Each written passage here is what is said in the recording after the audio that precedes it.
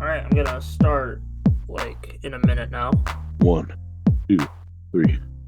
Hello, world! Welcome to Analytical Fanboys, the podcast where once a month someone pinned this call picks a thing, and we have to watch, read, or play it. I'm today's picker Buster, and with me is Boingo and Cody. Hello. I'm That's sick. Boingo. Yeah, Cody's sick. He's had a rough day, so please be nice to him in the comments. Be mean to me. I like it. Alright. Make some. Nope, not going to do that joke. Yeah, I was like, oh, that could go in many different ways if we expanded on that. But let's not expand on that. Instead, let's talk about a 12-season anime adaptation by Studio Damn, Bones. 12 seasons. Not 12 seasons. Oh my god, I'm missing up the words. 12 episode, a 12 episode season of anime by Studio Bones. Of Blockade Battlefront with the original source material by Yashahiro Naitao, who we all know for making Trigun. And Trigun characters are in this. Yeah, there's some Trigun looking characters in this. Yeah. Oh, well, the cat's in there. Oh yeah. Cat does show up. There are several references to Trigun. I had forgotten that fact, but after I saw the guy who does the ice powers, I was like, oh, that's what's his name? The guy that carries the cross, like Wolford. Yeah. I know what you're talking about. God, Trigun used to be my favorite. Wolfhard, Wolf, just Wolf. Buster, help me. I'm sorry, it's been a bit since I've seen Trigun. Hold on, I'm getting to it so we can fucking have the proper information. Well, the studio did an amazing job with it. Mm-hmm. All the backgrounds they blow me. Yeah, I guess I should introduce a couple more things before we get into the show proper. I picked this because when I was really getting into anime in 2016, 2015, or like quote unquote, I've always been into anime, but quote unquote, more watching seasonal shit or whatever. That was when I attempted to watch seasonal shit.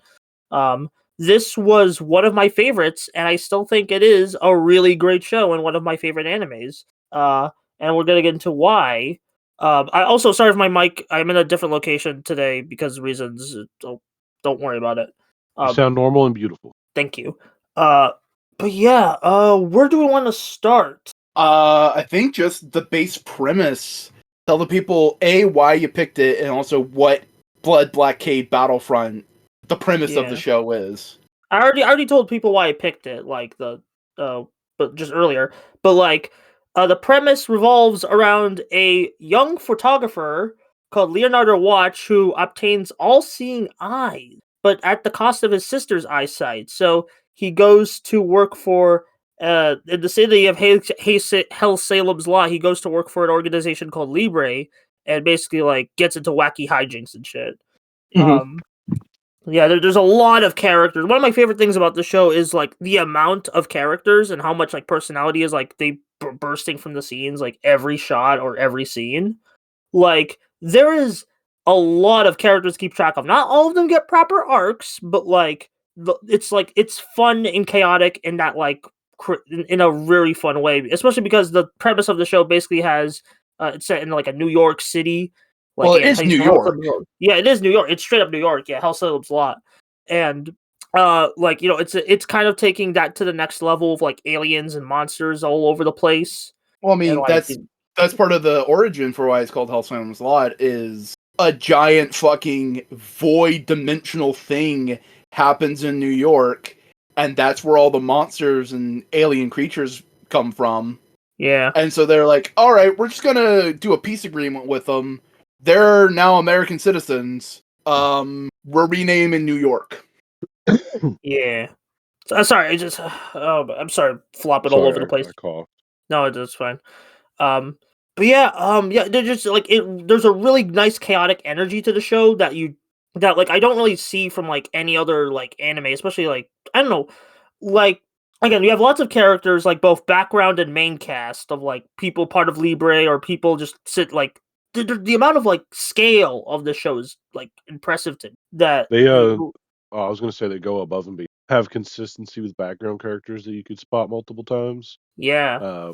Everybody seems happy. There's all different types of. I mean, it really feels like a place. It feels very lived in. Yeah. Yeah. To be hacky, the location is a character of it itself. It reminded me a lot of the cityscape of the Metropolis we watched. Yeah, Oh I yeah, could see. yeah. Yeah, I could see some Metropolis like vibes. Like, See, the big thing that this show reminds me of is Hellboy and the BPRD. Yeah. yeah. No, I could see some Hellboy influence. Especially because, like, if you take the blue collar out of Hellboy and like put in like a dandy, that's what's his name? The big guy, Klaus. Klaus, the beast from X-Men looking guy. Yeah, I don't know if he's a dandy. He's more like a He's a gentleman. That's a big part of like what people keep talking about. It's like, oh, he's a gentleman kind of guy. he's the scientist from Wild Wild West starring Will Smith. Yeah, you know what? I can see that. But with anime power. Yeah. Yeah, everyone's got like a blood, like they use like blood themed powers, like basically using their own blood to like for all sorts of crazy techniques. It's great. I love the way they show it in the show. Yeah, part of the reason it's called the Blood Blockade Battlefront is that everyone uses blood. So yeah. I mean, there's also the fact that, like, for lack of a better way of describing it, half this anime is anime original plot. Yeah, like, because it's not a direct adaptation of the manga. It's like it uses like elements of the manga, but like the core of the story is new for the anime. Which, I mean, totally vibes. I understand that works for what it is, because you can tell that the original plot of the manga is, oh yeah, they fight vampires. And that whole blood blockade like makes a lot more sense, and like, oh yeah, we're vampire hunters. Yeah, I think season 2 does more of the manga adaptation. I could be wrong, because I haven't actually seen season 2, but like I do want to watch it eventually. So well, I mean, it's not like they put it on a place where they couldn't keep adapting the manga. Yeah, it's still like very natural story. It still like feels very natural to this world. Like it doesn't feel like it honestly like yeah, words. It's an anime original ending, but that's only because it's just one story out of the episodic adventures that Libre goes on. Yeah, and it's like the way the anime original story is told, with like the duality in like of the protagonist and the villain, or like the antagonist. It feels so natural to this world, like where it's like, oh, I couldn't even tell this was like shoehorned in as like a new plot idea. This feels like something that would be in the original story, you know? I mean, it also just works with understanding the author's previous work, because it is very Vash and the other guy. Vash's brother. Yeah, Vash and Vash's brother. Knives Kill or whatever. Yeah. Thousands Knives, something. Millions Knives. Millions Knives. You slightly more edgy. Yeah. Thousands was taken. I guess we could like, yeah, we're talking about like general vibes of the show. Do you want to delve into like individual characters? We definitely can. Yeah. There's a lot to go off of. Yeah, there's a lot of characters in the show, so we're probably not going to cover all of them, but a lot of them do get like really nice moments, like just interaction, like in between. Again, the flavor text is what makes this show like so special. Where just the individual scene by scene, like people just chatting it up with each other, like all the great kooky interactions they go on. I guess we'll start with the protagonist, Leonardo Watch. Amuro Ray. Amuro Ray. Yeah, he's a very he's a very Simone, Amuro, Shinji kind of character. Yeah. That kind of, he is but a tiny little guy, and he will grow to be a hero, but he has to go through some fucking shit. Yeah. I do like, honestly, a lot of the charm for me, because I watched this English dub because that's originally how I watched it, and I think the Blood Blockade Battlefront dub is like legitimately one of the best anime dubs ever. Aaron Desmuke's performance as Leo, like he really sells that like tiny man thing, but also just like when the shit goes down, he really sells the heart like Leo puts into his like speeches towards the end of the end game arc. And yeah, and he's a charming guy. He kind of is like more basic compared to the others, but that's kind of like the point, where it's like he's this little tiny man. He has to like, in this wacky city, he has to break out, like find his own voice. like find his own resolve. I mean, that's a major thematic element of a lot of stories that take place in New York. Yeah, like Yank. tiny man in a big city. Yeah, it's I don't know. One thing that stood out to me the most. I'm gonna be a little frazzled by the normal. It's fine. High Just this say it. time. Just say it. The wall art, the graffiti, the different paintings, just the The little text overwhelming. for attacks. Yeah. Like Oh those yeah, are I took a picture of one because yeah. it It was was really funny. Zap. Zap, yeah, he's basically the mentor for Leo. Zap's also he's basically Dante. Like Yeah, he's very Dante. Oh yeah. Yeah, like of course there's key differences, but like he's still like I still like appreciate Zap a lot. Like yeah, like he's a goof screw up, but like especially no, he's the like two-parter. Yeah, he still has a lot of charm to him, and like this two-parter he gets, like Zap's longest day, was really like that was a really great showing of his character. And I we agree. say, and here's the thing: we can say Leo is the protagonist, and he is, but like there is no definitive protagonist. Yeah, it's very much like a community of characters. It's very ensemble because one episode can be very much Klaus episode. It's all about Klaus. Yeah. Next it's Zap, then it's Leo.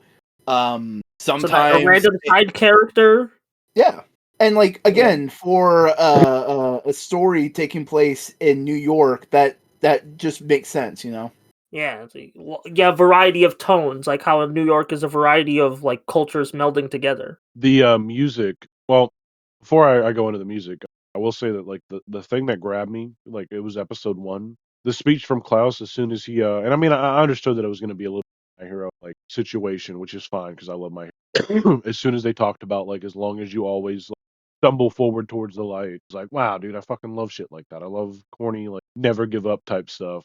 Yeah, It just that's a lot of the grabbed me. reason why the show like really resonated with me when I was younger. Just like it wasn't afraid to put its heart on its sleeve. Like Yeah, even that's if why I it love was Gurren Lagann. yeah. I could definitely see like it like because it affecting like both like Blood Blockade and Gurren Lagann do hold like very special like emotional places in my heart. So I do get what you mean by that. Yeah.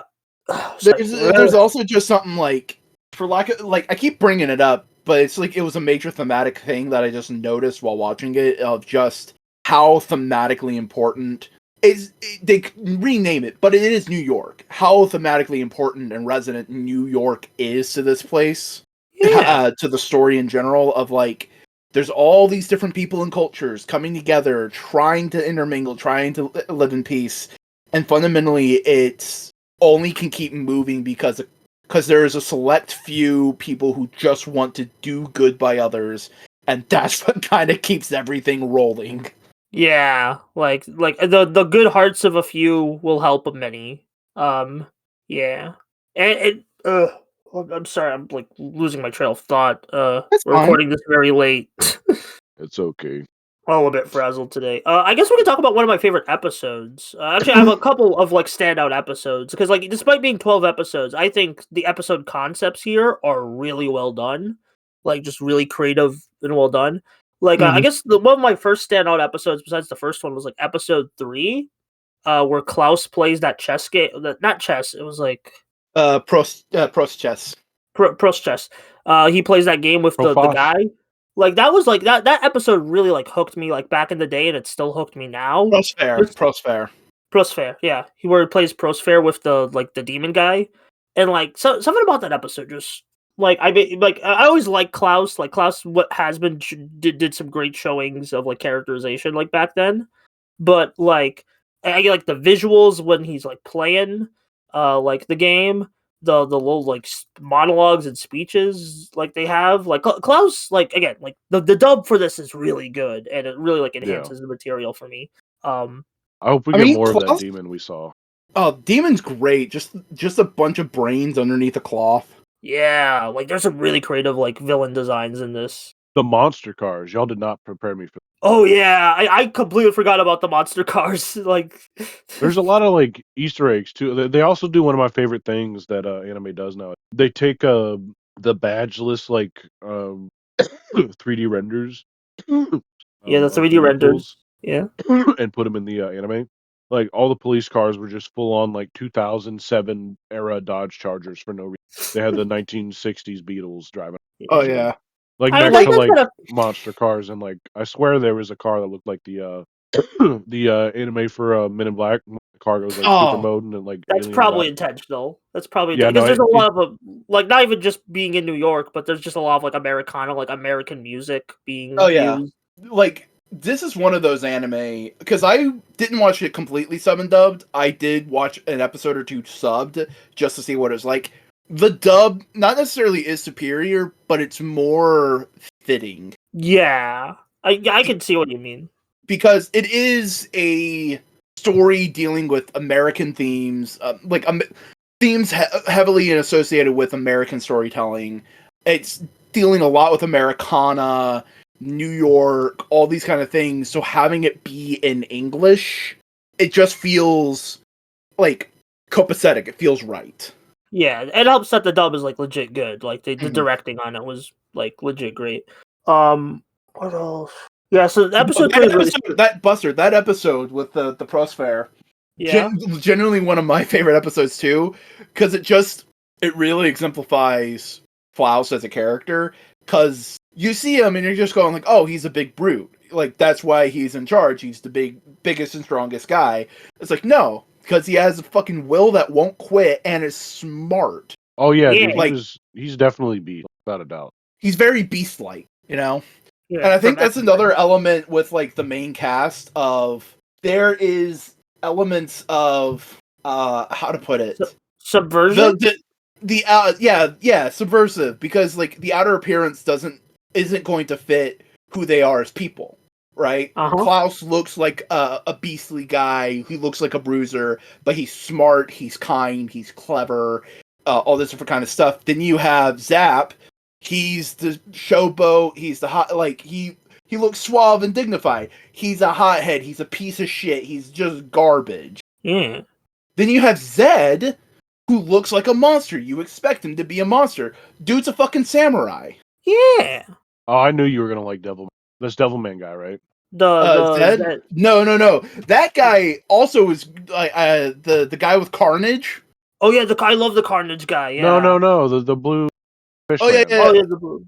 That's Zed. Yeah, dude, straight up Ape Sapien from Hellboy. Yeah. He also looks like Devilman. A little bit, yeah, Yeah, I can see it. Yeah, I can see that. Yeah, but like Right. I do like Zed kind of like appears like in the tail end of the show, so like that part of the reason I want to continue to season 2 eventually is just so I can see more of him because he was like one of my favorites I've seen. I Like mean, especially it's like it's very clear that was the manga half that they were doing, and they were like, ah, shit, we got to keep doing some of the manga. yeah, we got to keep cramming in like all these characters. And I do kind of like the gradual flow of new characters the show has. Like, it does make things constantly exciting. Even if the pacing can like may sometimes suffer for it, but I think the chaotic pacing works for a show like this, where it is chaotic by nature. You know. Mm-hmm. Oh yeah, the Carnage guy. He's he's one of my favorite too. Like he doesn't get as many times to shine, but like when he does, he's like the symbiote human relationship is so funny. Oh, it's straight up. It feels like movie Venom. Yeah. Yeah. Actually, You know? like I did watch one episode of Beyond years ago when it first aired, and they even reference in that character. Even I remember in the dub, at least they referenced the Avengers 2012 of like the shawarma place. So you aren't far off from there. I mean, this is this like urban fantasy New York, which is pretty much just what Marvel is. Yeah, nah, you're right.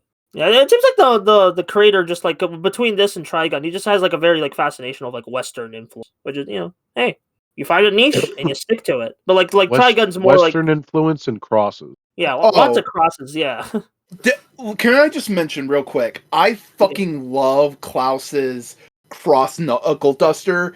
That's like so Oh, good. yeah. one piece of metal across all four fingers, and the middle finger has like the T of the cross, and it's just like that's a sick design. That looks badass. It is. Yeah, no, that's cool. Especially the way he like uses it throughout the show. It's like, yeah, that's a good weapon. It also makes sense to use crosses because it's very clear they fight vampires more often than not. Yeah. Or do they? Yeah, I guess we could talk about like the main antagonist. No, actually, before we get that, I want to talk about episode 6. That's another one of my favorite episodes. It's the burger episode. They Oh call yeah. it. Yeah, that one was really sad. That made me really sad. Yeah, like the whole like, oh, I'm gonna like just It's like I don't want to like say too much, but like it's like just the third time I've seen mushrooms get beaten up and stuff that I like. yeah One of yeah them was poor Final mushroom. Fantasy 14. I was like, oh wow, look at these mushroom guys, and then like somebody just beat the fuck. Oh my god. Yeah. Yeah, that was a really sad episode, but like it very like It ends uh, on at least something of a hopeful note, you know. yeah. Yeah, that was another one of the standouts. Like even back then, it kind of also like the memory forgetting thing, because that actually like happens to me when I like revisit pieces of media where it's like the memories kind of keep flooding back of like, oh, I forgot about this till like now. Like I have like a lingering vibe, so it's kind of like poetic to watch it during like remembering that episode while the episode itself was about memory. Uh, Yeah, um, yeah, so that kind of hit hard for me on this watch through. Um, what else? I Yeah, did think for a moment, why do they have to make me? It's very sad. I'm sorry.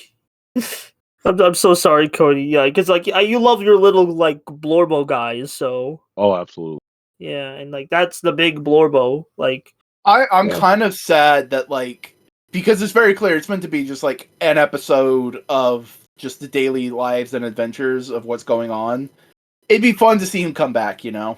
yeah, maybe in Beyond he'll get a cameo or something. I don't know. I haven't again. I mean, I he forget may what. showed up in the second manga because the manga is also broken up into three Yeah. parts.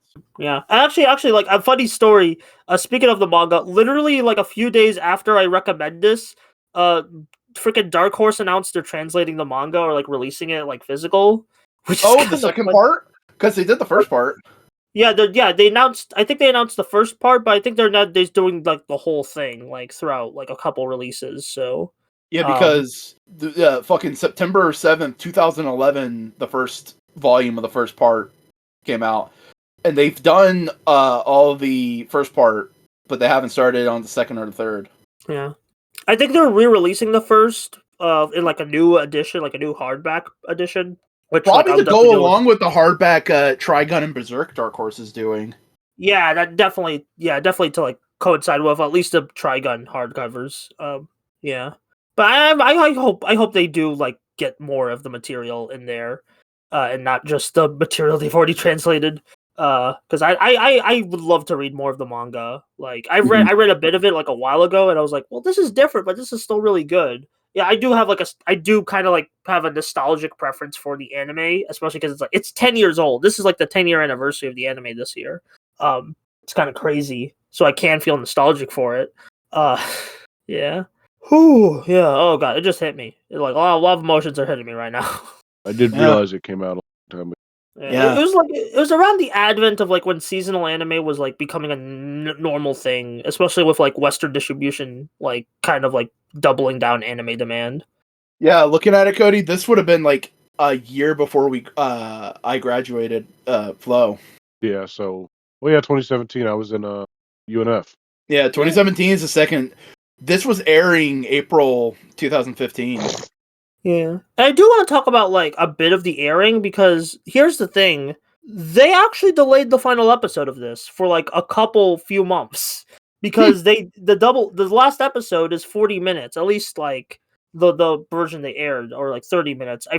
That was the director's cut thing I was referring to last episode about the last episode of Blockade Battlefront season 1, where they put the show on like pause so they can like double length the final episode and get like all the story and resolution they want out of it, which is a very risky move at the time, but I think it paid off in retrospect. Yeah. Um, Thing and like, is, hey, like, you know what I'm gonna say real quick, because what? unless you have something else to say about the airing before we get into this. I was just gonna say it was fitting because October is like they aired the episode, Oh, they yeah, aired the yeah. final episode in October, and it's a Halloween like finale. So Oh yeah, and it feels appropriately American Halloween, you know, because certain anime can do Halloween episodes, but like they don't hit as hard as like American memories of Halloween. You know what I mean?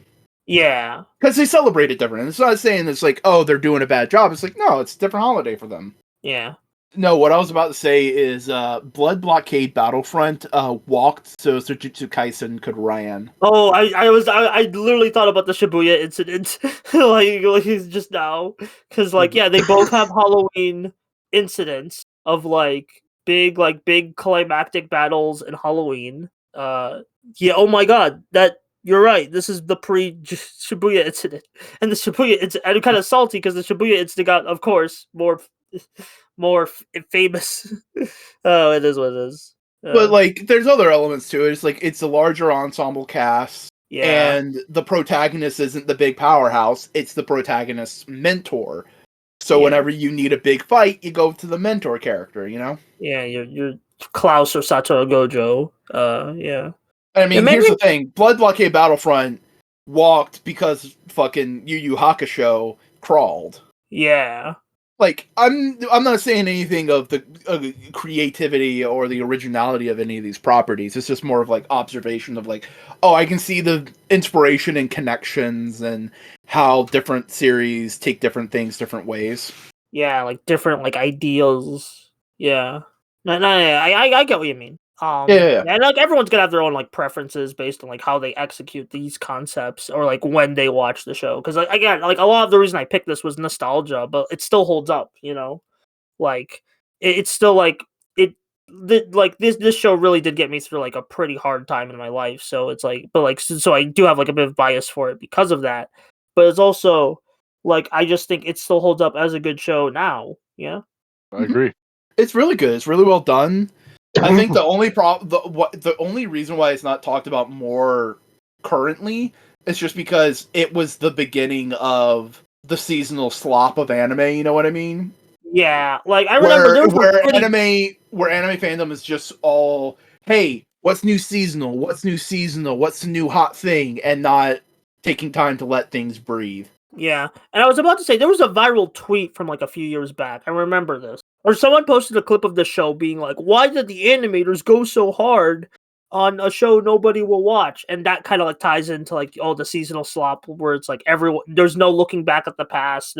It's always the front future or like the seasonal right now instead of like looking at like anime as like a whole history. You know, and that's a shame because then I'll never get action figures of any of this, which You never know. Yeah, you never know. Yeah. Here's the thing. I don't want action figures. I want a fucking model of that goddamn Rolls Royce they're driving in all the time. Oh, that would be good. Yeah. You mean Hitler's Mercedes? It's supposedly on the wiki. It's supposedly a Rolls Royce. It looks a lot more like the League of Extraordinary Gentlemen's car. It also looks like the Bandit from Borderlands 1, strangely, but like a fancy version. Yeah, but driven by the fucking badass butler with bandages all the time. Also, why Kentucky Fried Chicken and Peps? Oh, that's How'd they get away with Peps? Okay, here's the thing. That's just an anime thing. Yeah, that's an anime thing. I was gonna bring that up where it's like you mentioned My Hero earlier. And, like they had like what did they call McDonald's in My Hero Academia? I forgot. McDonald's. McDonald's, yeah, it was something like that. Where it's like they just like they kind of like swerve into like legally distinct names for a bunch of product placements because I think manga can get away with like directly referencing products. I haven't like, seen any manga do it. No, I could have sworn I saw a translation of My Hero like reference McDonald's just verbatim. I could be wrong. Maybe that's just an English. Because here's the thing: anytime I see it done, manga's way of doing it tends to be the name, but they take out all the vowels. Yeah, and that's kind of what anime does too. Yeah. But also they gave an explanation in the show. Oh. When the thing happened, the calamity happened, all the major corporations who weren't evil money grubbing assholes fucking left.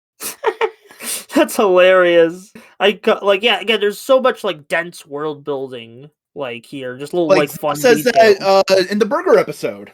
Yeah, I must have liked that. Again, there's just so much going on in this show that like I'm just going because I fucking watched it more recently. Probably I fucking watched that episode today. Yeah, I watched it throughout the week, and like I also I was fasting earlier, so like my energy's kind of been a bit low throughout the day. Yeah. How did we feel about that finale? I liked it. Yeah, very, very. Oh, also, actually, speaking of like ending, oh, we have to talk about the opening and ending, like or just the music in general, because that's another one of my favorite aspects of the show. Just The the jazz in this is better than the jazz in Thunderbolts, and that's hard for me to say. Ooh, But I think it's just because I like the music here. The you way can they say use it's jazz equal. in action scenes in Thunderbolts probably is like more interesting to me. But the Mhm. music they chose to fit the vibe and like the overall feel is just unmatched. Mhm. yeah, I think it's like Takui Isaki. Let me who composed the Blood Blockade out of my I like we'll talk about the OP in a bit, but like because the OP and ED are some of my favorites of all time. But I need to figure out who composed the freaking anime soundtrack. I think it was Iwasaki because I'm familiar with his work. No, it's Series Taisei composition. Yeah, no, I'm not. Iwasaki. I let me look Music up. ending. Yeah, I I'm guess we could definitely. looking. Yeah, I was more looking to see if I could find who did it on the wiki. Taisei Iwasaki. Okay, I mixed him up with a different guy. He hasn't actually done too much. He's done like Metallic Rogue and did both seasons of Blood Blockade.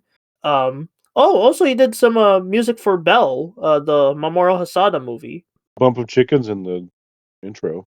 Yeah, Bump of Chicken. Okay, yeah, that's I'm gonna get to that. This is my introduction to Bump of Chicken, which is like one of my favorite Japanese bands. I'll be real, and like the opening Hello World is like one of my favorite anime openings of all time. Like especially musically, like just the uh it gets to me every time.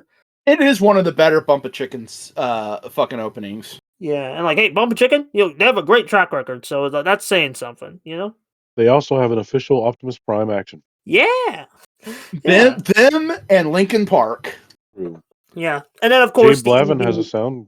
The ED is very famous for this one because it's been reanimated and memed so much time by Union Square Garden, I think.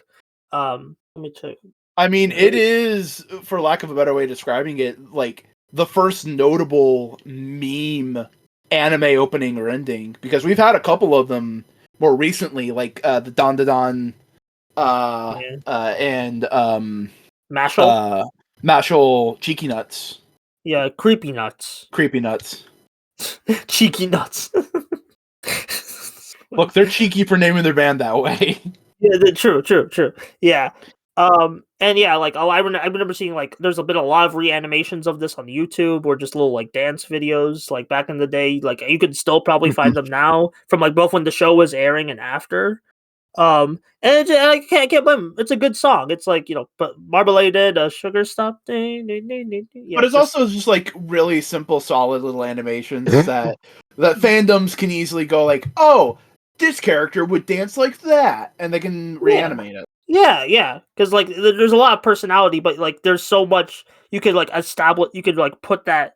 They're like broad. The personality are still like specific to these characters, but they're broad enough that you could put them with like any kinds of like large cast of characters. Like I remember seeing up some Pokemon ones, Mm-hmm. which is like Pokemon does more of like you project the personality to the cast. So, um, yeah, but like yeah, both of them are like some of my favorite EDs, and there's the background music besides the licensed tracks from like old Americana are just really good. Like they're like I don't know. There's just like it's good music. It's just good Yeah. music good. And then like yeah. Yeah, and I'm really glad I got to like revisit the final episode because like I remember that hitting me very hard, especially like it's a double length episode as I mentioned before. And then, like, I remember the visual of Leo climbing those stairs still sits with me to this day. Like, but even before I like this rewatch, where it's like that's always like an iconic visual. It's in my head where it's like, what I think of this show. Where he's like, he has his eyes are locked, but like he's still like climbing anyway. Yeah, that shit hit. Yeah. Oh Uh, yeah, that's a great visual. I But there's also appreciate it. even just the idea of like he's able to save the day, but he's still allowed to feel fucking sad about it. yeah, Like no one fucking goes like, "Oh, fucking, you saved the day, be happy." It's like, no, you fucking saved the day. You went through hell and you lost a girl you were fucking crushing on. Cry, dude. Yeah, and also just the entire show just lets Leo cry, and I'm grateful for that. He just lets him be just lets him be a guy. Just lets him be a little guy. This show says fuck toxic masculinity because it's just like no, Leo being emotional is what makes him an effective hero for Libra. Yeah. There's just some really great between him and Klaus, I think there's just some really good for lack of a better word, masculine role models in the show. I don't know. Yeah. I don't know how other way to put it. Yeah. Why is my phone ringing? I don't know. Weird. I think I covered all the major beats I want to hit. Do we want to wrap it up or? I don't know. I'd like to formulate some more thoughts. I liked the crab guy that Klaus fought, Yeah. but it's hard to. I mean, you just like all crab guys. Oh, absolutely. This show had a lot of stuff that I just so many sea creatures turn into little guys. Yeah. Oh, I know. It's great. You know what? That's just something I noticed just between this creative's work between Blockade and Trigun is he loves to play with, for lack of a better way of describing it, the mundane eldritch. Yeah. Because Vash and Knives, whether we love them as characters, we love them as people, they are strange alien eldritch beings for all intents and purposes. But fundamentally, they, through living and being part of humanity, Vash's strangeness just becomes part of the mundane. It's just part of the world. And in the same way, all these extraterrestrials coming to New York is big, it's strange, but by now, that's just fucking Jerry. Yeah, he looks like a squid. He's fucking owes me $5. The fuck? Right? Yeah, and the diner's always getting destroyed. That's one of my favorite running gags. Yeah. It just the show good. Great atmosphere, great vibes, for the entire city aspect. Really fun character interactions. The plot is very feely in a good way. There's really good melodrama and just drama in general. And yeah, it just all topped off with some amazing animation production by Bones. I'd argue this is this was right before they picked up My Hero, and this is they were really heading into their stride, in terms of the modern day Bones.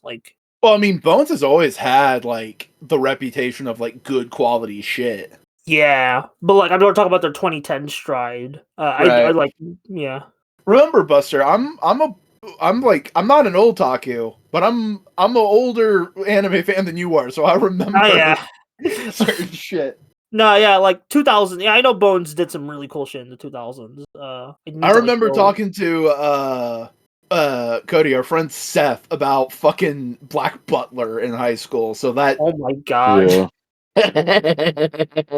Oh yeah. Any other thoughts, Cody? I really liked the truck episode. All the characters are great. Klaus is I love a good anime with a father figure since I don't know one. So Klaus is definitely that. Klaus. So you heard it here first, folks.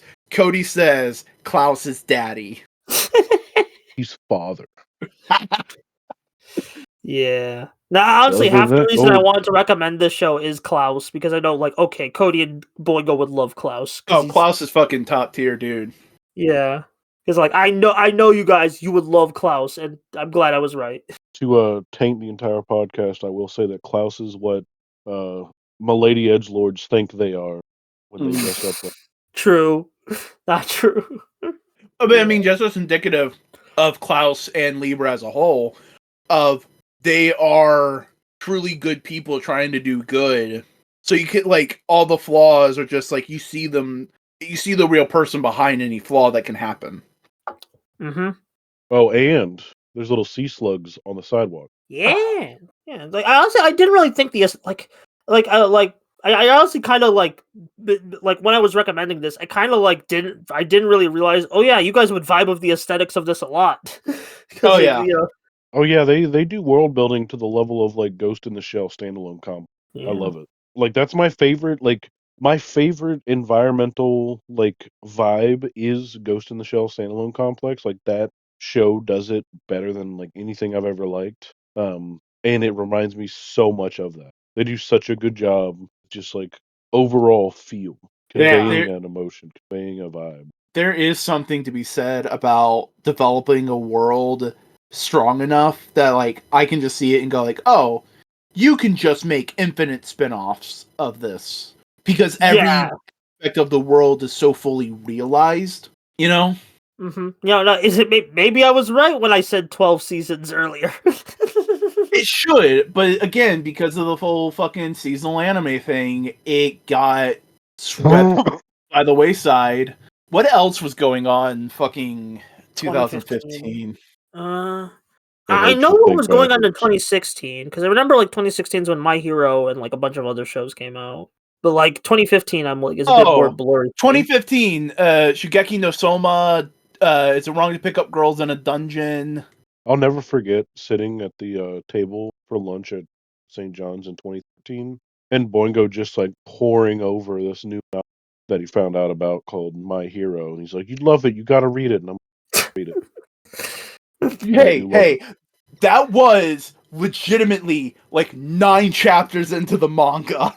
I was on that shit long before any of the fucking bullshit happened. Long before it was cool. Oh, what he means is Ore Monogatari was airing your personal at love the same letter? time. Oh. I'm just looking at what was also airing at the same time as Blood Blockade. Yeah, there was a couple things fucking kind of edging it out. Yeah. All right, speaking of edging it out, I'm edging out of life. All right, yeah, let's wrap it up. Yeah. So, final thoughts on the first season of Blood Blockade Battlefront. Cody, you first. Thank you for making me watch this. I'm glad I did. My friend No Karen problem. also loves this show. Yeah. Yeah. Boingo? A utterly delightful, fun action adventure romp that I'm sad doesn't get the recognition that it should rightfully deserve. I agree. And I'm glad I got to revisit it with my good pals and force you guys to watch one of my favorite animes of all time. And I'm grateful that statement still stands. So, yeah. Boingo, what do you got for us next month? Well, we've done several anime and TV shows and movies, and I thought, hey, why don't we do something a little different right now? We've done a couple watchy things for in a row. Yeah. So why don't we, for the next thing, dive into a world? I don't know how else to fucking connect it, so don't worry about that fucking segue. We're diving into Mark Waid's and Alex Ross's Kingdom Come. Oh! Wow. Oh, it's been a while since we've done a DC book. Oh. The landmark DC Comics epic. I have never read it. I've never read it either. The last time we did a DC comic was literally when Simeon was on the show. My God. And real quick, so I'll get you guys a way to read it relatively easily. So yeah, isn't there like a bunch of spin-offs to Kingdom Come? We're just doing the original 4-issue miniseries, Kingdom Come. All right. I can do that. All right. Yeah. I'm very curious because I know that's like one of the big Elseworld books like ever. Like at this point, it's just one of the big books in general. Yeah, kind of like Dark Knight Returns from American Comics, you know. Yeah, I'm very interested to see what Kingdom Come has in store. Me too. Yeah, Cody. But first, before next month. So next month, Kingdom Come from DC Comics. But I guess we should wrap up and plug our shit. Cody, plug your stuff. You could probably find me in the ground a week or so from now. Oh my god. Other than that, Snowcone83 up never. Yeah. Never underscore real. Yep, Cody's already in the ground. Boingo? Hi, I'm Boingo. You can find me in a variety of places. At YouTube at Boingo Writer, on Bluesky at Boingo Writer, twitch.tv/Boingo Writer, so on and so forth. He's getting back into Twitch streaming. Soon and eventually. Yeah.